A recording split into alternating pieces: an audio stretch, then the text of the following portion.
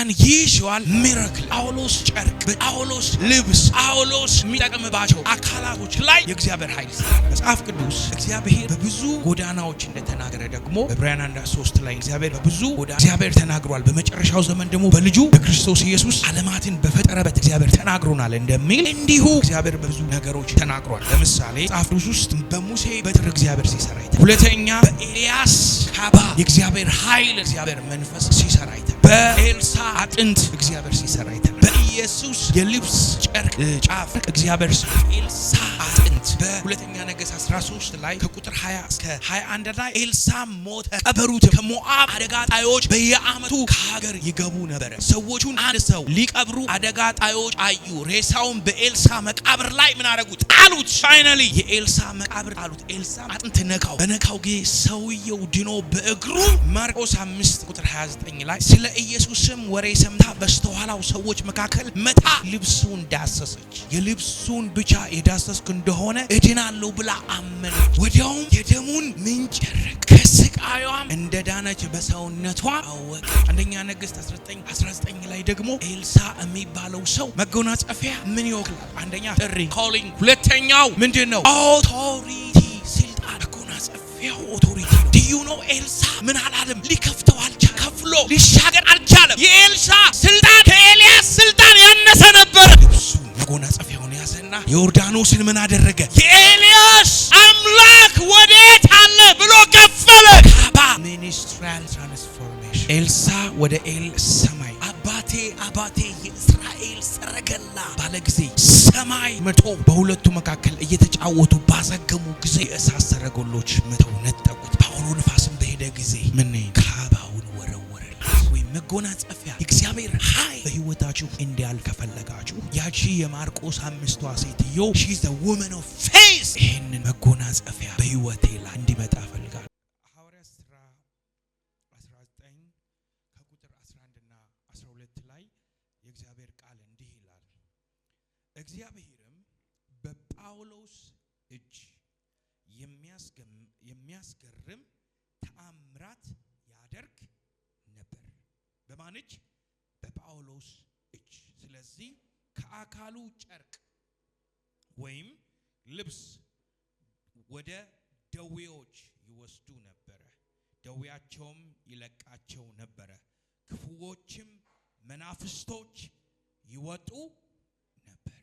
ዋው! ኢየሱስ ጌታ ነው። የእግዚአብሔር መንፈስ በሉ በብዙ መንገድ ይሰራል። ከጳውሎስ እጅ እግዚአብሔር በጣም በቁስ የሚሰራበት አሰራሮች አሉት። ኢደብሊው ኬንያንስ የሚባሉ ሰው ምን ብለው ይናገራሉ? ሁለት አይነት መገለጥ አለ ይላሉ። አንደኛው መገለጥ ሬቨሌሽን ወይም የመገለጥ ዕውቀት አለ። ሁለተኛው ዕውቀት ደግሞ የምን ዕውቀት አለ? ይሄ ሳይንስ ኖሌጅ የሚባል አለ። ሳይንስ ኖሌጅ እና ሬቨሌሽን ኖሌጅ አለ። ሳይንስ ኖሌጅ ማለት አንዳንዱ ሰው በእግዚአብሔር ቃል መገለጥ መረዳት ውስጥ እግዚአብሔር ይባርከውና ይሄንን ነገር አልፎት ይሄዳል። ይሄ ማለት አንዳንዱ ኤክስትሪም ይሄድና ጨርቅ፣ ጨው፣ ዘይት ምናምን ይሄ ዝም ብሎ ነው ይላል። ኖ መጽሐፍ ቅዱስ ሁላችሁም እንደደረሳችሁበት መገለጥና መረዳት ምን በሉ ተመላለሱ ይላል። ሳይንስ ኖሌጅ የሚባለው ደግሞ እንደ ፖይንት ኦፍ ኮንታክት እግዚአብሔር የሰዎችን ህይወት ይቀይራል። ለምሳሌ የታመመ ሰው ሆስፒታል ያለን ሰው እዚህ አምጥታችሁ ልትጸልዩለት አትችሉ። የተጸለየበትን የእግዚአብሔርን ኃይል ያለበትን ጨርቅ ሰጣችሁት እዛ ሰውዬ ላይ በእምነት ታደርጉታላችሁ፣ እግዚአብሔር ይፈውሰዋል። አሜን ብሉስ።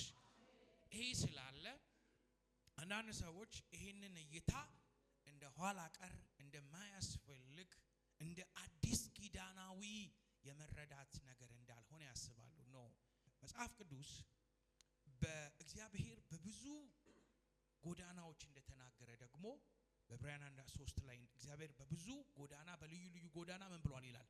እግዚአብሔር ተናግሯል። በመጨረሻው ዘመን ደግሞ በልጁ በክርስቶስ ኢየሱስ ዓለማትን በፈጠረበት እግዚአብሔር ተናግሮናል እንደሚል እንዲሁ እግዚአብሔር በብዙ ነገሮች ተናግሯል። ለምሳሌ መጽሐፍ ቅዱስ ውስጥ በሙሴ በትር እግዚአብሔር ሲሰራ አይተናል። ሁለተኛ በኤልያስ ካባ የእግዚአብሔር ኃይልና የእግዚአብሔር መንፈስ ሲሰራ አይተናል። በኤልሳ አጥንት እግዚአብሔር ሲሰራ አይተናል። በኢየሱስ የልብስ ጨርቅ ጫፍ እግዚአብሔር ሰርቷል። እንዲሁ ፋይናሊ እግዚአብሔር በሐዋርያ ሥራ ላይ በቁጥር በሐዋርያ ሥራ 19 ላይ ቁጥር 11 እና 12 ላይ የእግዚአብሔር መንፈስ በማን እጅ ይሰራ ነበር አልኳችሁ? በጳውሎስ። እንዲያውም እንግሊዘኛው ደስ ይለኛል። unusual miracle፣ ያልተለመደ ተአምራት በሉ እስቲ። በጳውሎስ ጨርቅ፣ በጳውሎስ ልብስ፣ በጳውሎስ የሚጠቀምባቸው አካላቶች ላይ የእግዚአብሔር ኃይል ይሰራ ነበር። ሃንክቺፍ ነው የሚለው መሐረብ። ይሄን ካየን በኋላ ትንሽ እስቲ ላሳያችሁ ሞር። እግዚአብሔር በሙሴ በትር በዘጸአት 4 ቁጥር 2 እስከ 4 እግዚአብሔር በሙሴ በትር ኃይሉን ተጠቅሟል፣ ገልጧል። ታስታውሳላችሁ እስራኤል ምን ባህርን በትሩን ባነሳ ጊዜ ምን አደረገ? ባህር ከፍሎ ነበር። ከምስራቅ እግዚአብሔር አውሎ ንፋስን አመጣ። የኤርትራ ባህር እንደ ግድግዳ ምን አደረገ? ቆመ። ከዛ በኋላ በየብስ ሆነ፣ መሻገር ሆነለት። አሜን። ታስታውሱ ከሆነ በትሩን ደግሞ የፈርዖን ጠንቋዮች ፈርዖንን በድንቅና በተአምራት ህዝቡን ለማስለቀቅ በትሩን ወደ እባብ ቀይሮ የፈርዖን ጠንቋዮችም ያንን ኤክስፒሪየንስ አድርገው ደግሞ ጥለው የሙሴ በትር ምን አርጋ ዋጠቻቸው ይላል። እባቦቹን ዋጠቻቸው፣ በትሮቹን። ዛሬ በትር በበትር ይዋጣል፣ ኃይል በኃይል ይያዛል። በሁለተኛ ነገሥት 2:8 ላይ ኤልያስ ካባውን በዮርዳኖስ ላይ መታ፣ ወንዙም ምን አደረገ? ተከፈለ። ዛሬ በካባ ነገሮች ይከፈሉላችሁ። በልብሱ ላይ ምን አለ ማለት ነው? የእግዚአብሔር ኃይል፣ የእግዚአብሔር ኃይል፣ የእግዚአብሔር ስልጣን፣ ኦቶሪቲ፣ ፓወር፣ ፕሮፌቲክ ዲሜንሽኑ ስትሮንግ ነበር። አያችሁ ኤልያስ ላይ ያለው ነገር ከባድ ነው። ሊከፍለው አልቻለም፣ ሊከፍለው አልቻለም። በልብሱ ላይ ያለው የእግዚአብሔር ኃይል ግን ምኑን ከፈለ? ዮርዳኖስ። በልብሱ ውስጥ ምን እየሰራ ነው ማለት ነው? የእግዚአብሔር ኃይል በሉ እስቲ። እስቲ የእግዚአብሔር ኃይል በሉ እስቲ። ዛሬ ነገሬን ይከፍለዋል በሉ እስቲ። ኢየሱስ ጌታ ነው። ሶስተኛው ክፍል ኤልሳ አጥንት በሁለተኛ ነገሥት 13 ላይ ከቁጥር 20 እስከ 21 ላይ ኤልሳ ሞተ፣ ቀበሩትም። ከሞዓብ አደጋ ጣዮች በየዓመቱ ከሀገር ይገቡ ነበረ። ሰዎቹን አንድ ሰው ሊቀብሩ አደጋ ጣዮች አዩ። ሬሳውን በኤልሳ መቃብር ላይ ምን አደረጉት? ጣሉት። ፋይናሊ የኤልሳ መቃብር ጣሉት። ኤልሳም አጥንት ነካው። በነካው ጊዜ ሰውየው ድኖ በእግሩ ቆመ።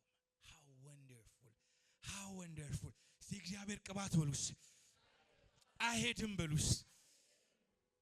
አጥንት በኤልሳ አጥንት። አያችሁ አኖይንቲንግ ወደ ምን ይሄዳል? ከስጋ አልፎ ከነፍስህ አልፎ ወደ አጥንትህ ይዘልቃል። ዛሬ አንድ ሰው የእግዚአብሔር ኃይል በአንተ ህይወት ውስጥ አክቲቬት መሆን እንዲጀምር ጸለይኩ። ተነሳ ይላል። ተነሳ። ይሄ የእግዚአብሔር ኃይል አክቲቭ እንደሆነ፣ የእግዚአብሔር ኃይል የእግዚአብሔር የመንፈስ ቅዱስ አሰራር ልዩ እንደሆነ እንመለከታለን። ማርቆስ 5 ቁጥር 29 ላይ ስለ ኢየሱስም ወሬ ሰምታ በስተኋላው ሰዎች መካከል መታ ልብሱን ዳሰሰች። አሜን በሉ። ልብሱን ዳሰሰች። የልብሱን ብቻ የዳሰስኩ እንደሆነ እድናለሁ ብላ አመነች። ወዲያውም የደሙን ምንጭ ደረቀ። ከስቃዩም እንደዳነች በሰውነቷም አወቀች። ወዲያውም ኢየሱስም ከእርሱ ኃይል እንደወጣ በገዛ ራሱ አወቀ። በሕዝቡ መካከል ዞር ብሎ ልብሴን የዳሰሰ ማን ነው አንድ ሰው በኢየሱስ በእምነት ነገር ይቀይራል። አያ ዛሬ የብዙዎች ታሪክ ይቀየራል። ለሚያምን ሁሉ ይቻላል። ለሚያምን ሁሉ ይቻላል። ለሚያምን ያቺ ሴት አንድ ነገር ከዛ በፊት የነበረውን ታሪክ ታውቁ ከሆነ 12 ዓመት ልጅ የነበረችው አንድ የሮማዊ ወታደር የሆነ ሰው ነው እና ይሄ ሰው የምርኩራ በሚሰራ በቃ ቤተ መቅደስን የሚወድ ነው። ልጁ ታመመች። ባክህ ጸልይለት፣ ልጁ በሞትና ህይወት በመካከል ስለሆነች ባክህ ጸልይለት አሉት። ዲስማን በመንገድ ፕሮግራሙ አይደለም፣ እሷን ለመፈወስ ፕሮግራሙ አይደለም፣ ግን ገንዘቧን በባለ መድኃኒቶች የጨረሰች ናት። ተስፋ ቆርጣለች በሕክምናው። ግን አንድ ነገር ሰምታለች፣ ስለ ኢየሱስ አዳኝነት፣ ስለ ኢየሱስ ፈዋሽነት ሰምታለች። እዚህ ቤት ውስጥ የሚያምን ሰው አለ ወይ?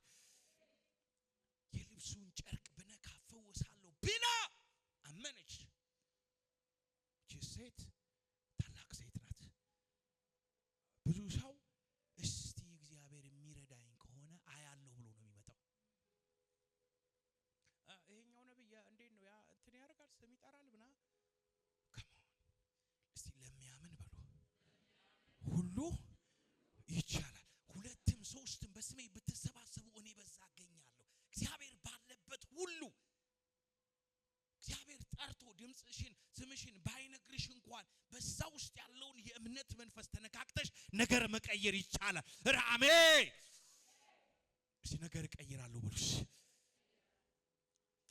ኢየሱስ ፕላኑ አልነበረም፣ ግን ኃይል ከኔ ወጣ ባይ ፌስ ስፒዝ ዊግል ወርድስ ምን ይላል? ከዚህ ቃል ተነስቶ እግዚአብሔርን ይላል ማንቀሳቀስ። እሱ እንኳን በኔ ህይወት ላይ ማንቀሳቀስ ባልችል እኔ እንዲንቀሳቀስ አደርገዋለሁ። በምን? በእምነት። እግዚአብሔር በእምነት የሚነሱ ሰዎችን ይወዳል። ሃሌሉያ። ዛሬ የኔ ነገር ይቀየራል ብሉስ። ሐዋርያው ጳውሎስ እንዳልኳችሁ በአንደኛ ነገሥት 19:11 እና 12 ላይ የእግዚአብሔር መንፈስ በጳውሎስ ላይ ምን አለ? ወደቀ። ልብሶቹ ይፈውሱ ነበር። እመጣለሁ ወደዚህ። ግን እግዚአብሔር በብዙ ጎዳና ይሰራል።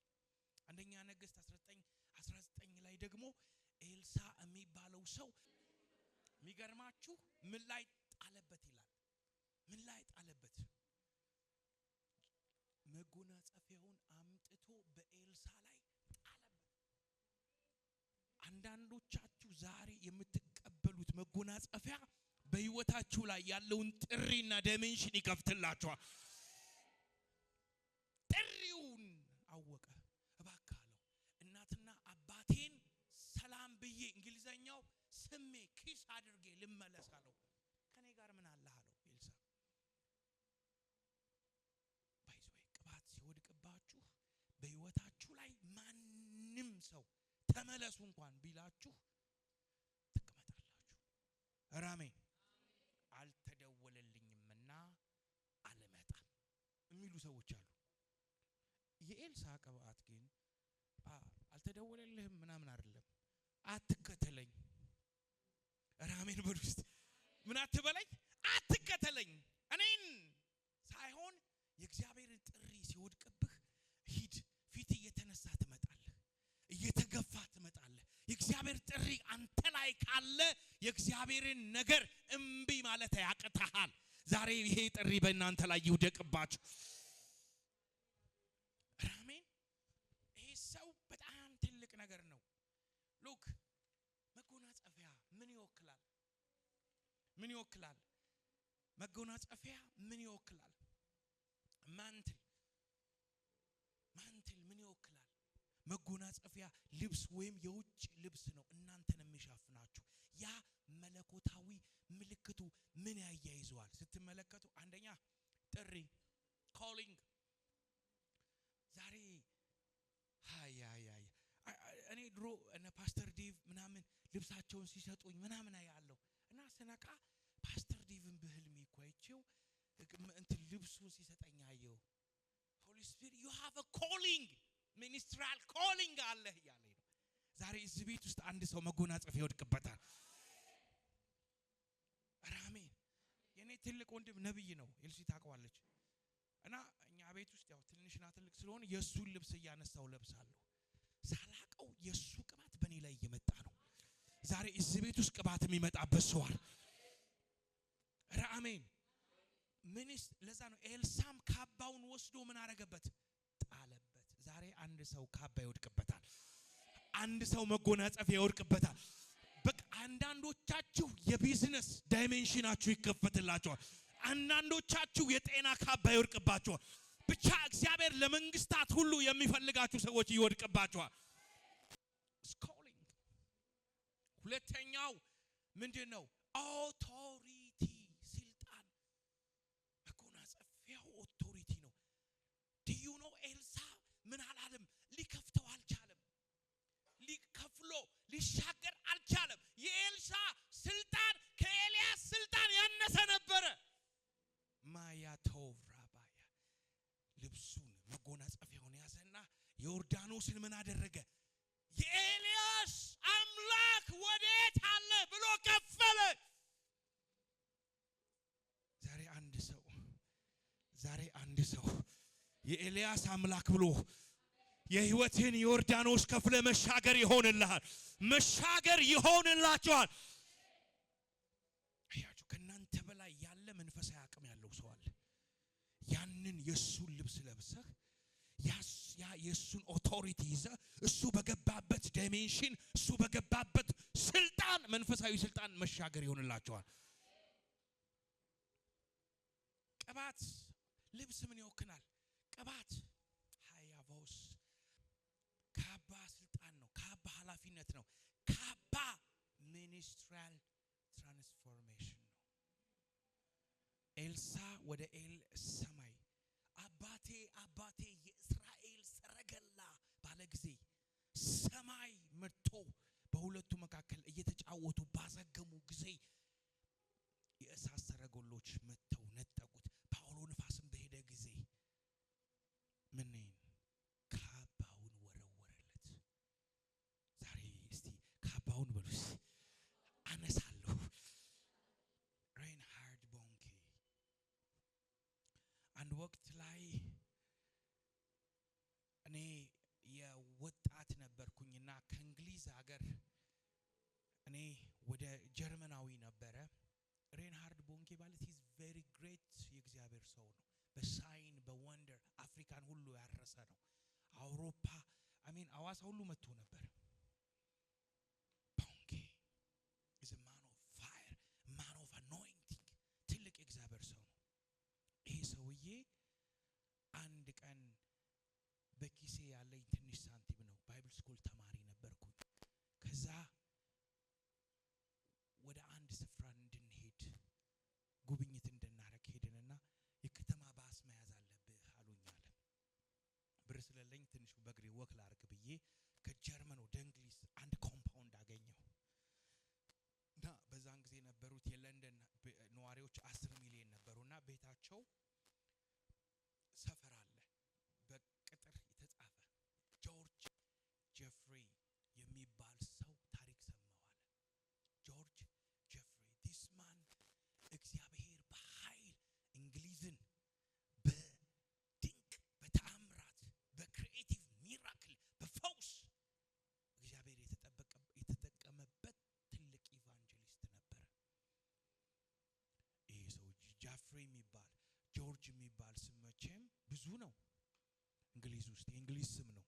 ያው ደመቀ ምናምን የሚባለው አሁን ወደኛ ሀገር ካለ እና ይሄን ስም እግዚአብሔር ሲልሞክር ብዬ ቤሉን ነካው። ይሄ ጆርጅ ጀፍሪ ኢቫንጀሊስት ቤት ነው። አዎ አለ፣ በህይወት አለ። እባክሽ ላገኘው እችላለሁ? አይቻልም ብላል። በሩን ዘጋ። ከውስጥ አንድ ጎርናና ድምጽ ለቀቂው ይምጣ የሚል ድምጽ ሰማዋል። ዛሬ በኢየሱስ ስም ያላሰባችሁት ሰው ላይ የእግዚአብሔር ቅባት ይውደቅባችሁ። ያ ሰው ወደዛ ቤት ከገባው በኋላ እኔ ኢቫንጀሊስት ይባላል ሬንሃርድ ቦንኬ ይባላል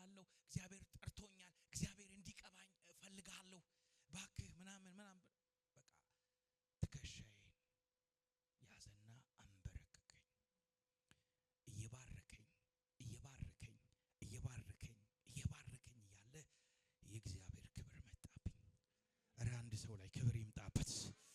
ክብር ያገኛችሁ። ክብር መጣብኛል። ያ ክብር አለ ለአንድ ሰዓት ተኩል ራሴን እስካላቅ ድረስ የእግዚአብሔር መንፈስ ራሴን አስጥሎኝ ተነሳው አለ። ዛሬ በኢየሱስ ስም ይሄን ቅባት የሚቀበል ሰው ከዛ በኋላ በጆርጅ ጄፍሪ ላይ ያለው የእግዚአብሔር ቅባት በሬንሃርድ ቦንኬ ላይ መገለጥ ጀመረ። መንትል ወይ መጎናጸፊያ የእግዚአብሔር ኃይል በህይወታችሁ እንዲያልፍ ከፈለጋችሁ ያቺ የማርቆስ 5ቷ ሴትዮ she is the woman of faith ይሄንን መጎናጸፊያ በህይወቴ ላይ እንዲመጣ ፈልጋለሁ። ይሄ ነው መነሻዬ። እግዚአብሔር በጳውሎስ እጅ የሚያስገርም ተአምራት ያደርግ ነበር። ስለዚህ ከአካሉ ጨርቅ ወይም ልብስ ወደ ደዌዎች ይወስዱ ነበር። አምናለሁ እዚህ ጨርቅ ላይ የእግዚአብሔር ኃይል እንደሚያልፈው አምናለሁ። በህይወታችሁ ላይ የተቀመጠ ደዌ ከዚህ ጨርቅ ላይ ከሚያልፈው የእግዚአብሔር ኃይል የተነሳ ይነሳል። ሆር ላይ ያለ እጢ ይነቀላል። ማህፀን ላይ ያለ እጢ ይነቀላል። ካንሰር ይነቀላል። HIV ይነቀላል። ኤፒታይተስ ይነቀላል። ማንኛውም አይነት ደዌ በኢየሱስ ስም ይነቀላል። አሜን። ያ ጨርቁ ወይም ልብስ ወደ ደዌዎች ወደ ሆስፒታል ውሰዱት፣ ጣሉት ሰዎች ላይ I believe Holy Spirit በእነዚህ ነገር ውስጥ እንደሚሰራ አምናለሁ። ቢዝነሳችሁ ለጨነገፈባችሁ ሰዎች ዛሬ ይሄን ጨርቅ ቢዝነሳችሁ ላይ ታኖሩታላችሁ። ትዳራችሁ ለጨነገፈባችሁ አልጋችሁ ላይ ታስቀምጡታላችሁ። እግዚአብሔር ነገሩን ይቀይረዋል። ሟርተኞችን ያሳብዳል። አሜን። በእናንተ ላይ የተደገመ ድግምት ሁሉ መፍረስ ይጀምራል። ምልክት ማየት ትጀምራላችሁ። ደዌያቸውም ይለቃቸው ነበር። ክፉ መንፈስ ምን ያደርግ ነበር? ይወጣ ነበር። እስቲ ለእግዚአብሔር ክብር ሰጣላችሁ።